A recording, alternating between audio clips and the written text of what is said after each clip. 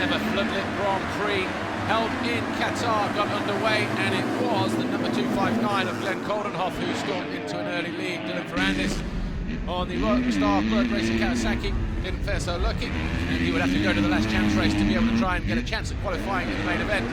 But meanwhile, Jeffrey Hurlings, who started around about third position on the opening lap, found a way to close in on the rear of 259 Coldenhoff, and then found a way through with this pass at the start of lap 3.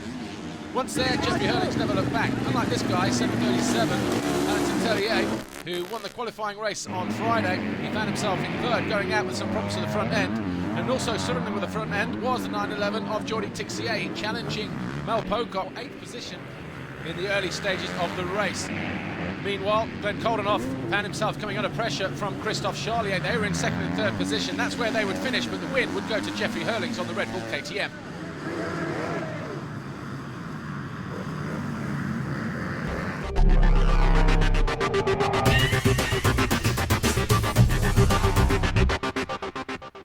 In MX1 race 1, Evgeny Bobashev tried to get a whole shot from the inside, but there was a bit of bar-banging action going on between him and Ken Dodika. Instead, it was the 22 of Kevin Strybos on the Rockstar Energy Suzuki that stormed into the lead and would stay there for 6 laps. He came under pressure, though, from Bobashev, Ken Dodika, Losail, Tommy Searle and Gauthier Paulin.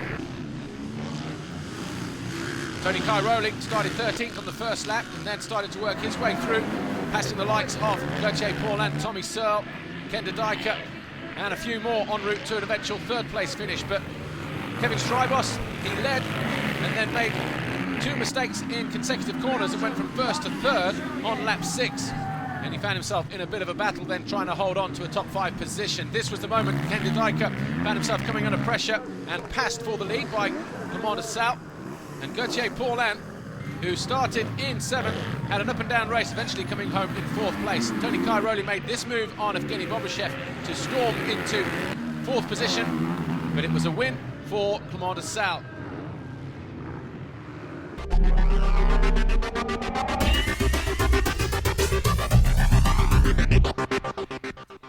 First ever super final to be held at an FIM Motocross Grand Prix. Saw the top 20 MX2 and MX1 riders go head-to-head, but it was the 450s of Losail and Strybos who stormed into an early lead. Tony Cairoli didn't waste any time, though, getting into 2nd position, and he harried the 25 Losail in the early stages of the race, eventually finding a way through on lap 5 with quite an aggressive move. Jeffrey Hurlings was the lead MX2 rider, and for a while he was sitting in 5th place, but eventually he went down to finish in 7th. Behind Kevin Strybos, he had a little bit of action going on behind him because he got Gauthier Paulin, Tommy Searle, Jeffrey Hurlings and David Philipparts to keep him company. But Tony Cairoli, once he got onto the rear wheel of Losail, he just applied the pressure and eventually on lap 5 would find a way through into the lead. Ken Dodika and David Philipparts, they were having their own little battle, and that would settle the battle for 8th place. Dodika eventually finishing in 8th. Gauthier Paulin on the Kawasaki, he worked hard throughout the whole moto, and he came home in eventual 3rd place, but it was Jeffrey Hurlings in MX2 who came home in 7th position in the moto, but he was an MX2 race winner, and that would help him to pick up a double MX2 score. But Gauthier Paulin was charging hard, finding a way past Evgeny Bobashev, and eventually into 3rd place. Losail was 2nd, Cairoli was the super final winner. MX1 overall Grand Prix winner, though, was Losail. Jeffrey Hurlings leads MX2. That was your super final podium. Tony Cairoli, Losail, Gauthier Paulin, they were your first 3. Trophy to the winning team manager in MX1. Jeffrey Hurlings leads the MX2 World Championship going to Thailand. Picks up the red plate here. So too, Losail, he leads MX1. Antonio Cairoli. Tony, how was the whole experience for you of this weekend?